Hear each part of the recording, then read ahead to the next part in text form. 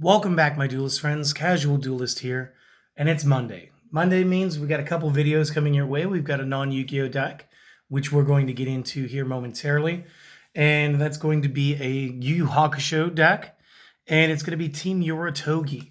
And then, of course, we're also going to have a deck master showing up here just in a few hours, pre-sleeved and already here, but we're going to leave that one secret for now, okay? So, Team Uraotogi. I don't know how many of you have watched Yu-Yu-Hakusho, and if you haven't, go check it out. I'm not sponsored by them, but it's on Crunchyroll, so like you guys could totally watch it. I want to say Team Uraotogi was actually announced as being the Fractured Fairy Tales, and one of the coolest things about them was that they really were based on fairy tales, basically Japanese fairy tales. So the team is we're going to be using Shishi Wakamaru. And he was essentially made to be like their leader. His sword is the Banshee Shriek. Very cool character.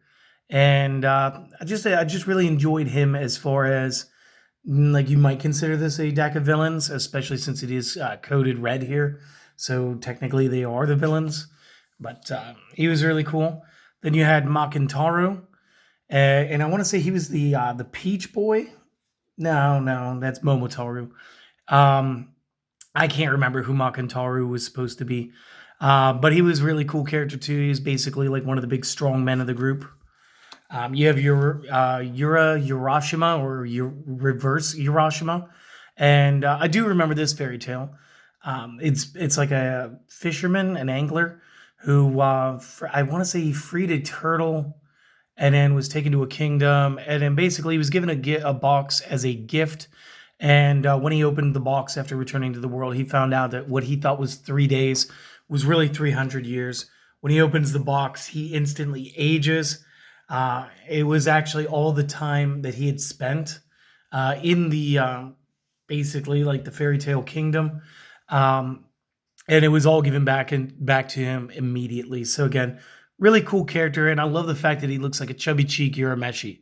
So that was one of my favorite things about him as a kid.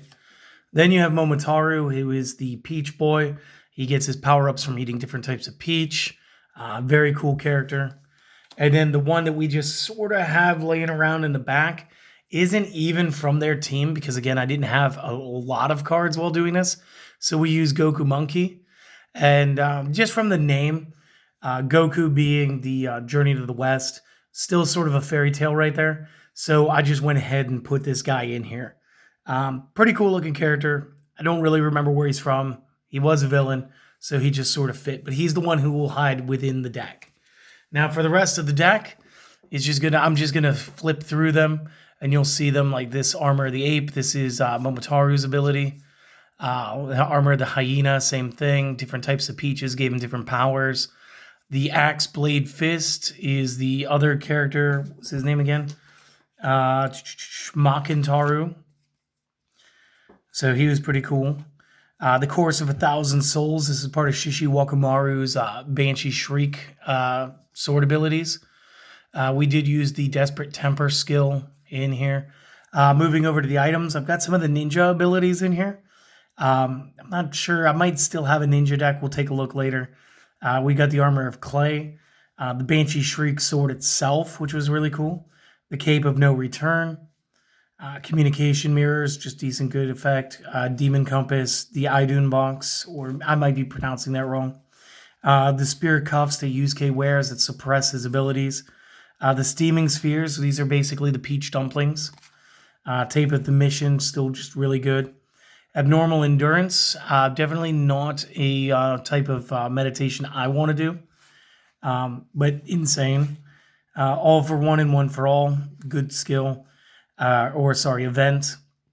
Calling the Spirits, pretty good. Dark Artifacts, Efflux, Fervor of Fury, Flurry of Blows, Freak Show. And again, this is one of the things, this is again one of the real reasons I even remember the name of their team instead of calling them the Fractured Fairy Tales. And I guess it's this old man right here. He's probably going to be like a Eastern take on Geppetto looking at him. But again, that's just a guess because it's been so long since I've seen this. That it says their team bonus right here. And again, you can only have 2 of these in your deck. as opposed to the maximum of 3. So back then, again, cards were limited based on their effects at printing, not later on based on how they affected the meta. So again, it changed the way power creep used to work. It was just different. Improvised weapon, got that. Kitty Love, because, everybody likes to draw 2 cards. Smoke Screen Catalyst, and that is the deck. So not a lot. Again, don't really want to go over every effect in depth because, again, it's been years since I played this. And again, I'm sleeving this like later today, which is another good reason why we dug them all out, was to make sure that all the archived decks from my past get their sleeves. So if you guys enjoyed this, like, comment, what's your favorite card? Did you like this team? Have you watched the show? Yeah, just maybe hang out, and in a few hours, come on back, and we will unveil the deck master for Monday. Till then, you guys have an excellent morning, excellent day. I don't know what time it is when you guys are watching this. Have a good night too. But definitely check out the next video. All right. See you guys later.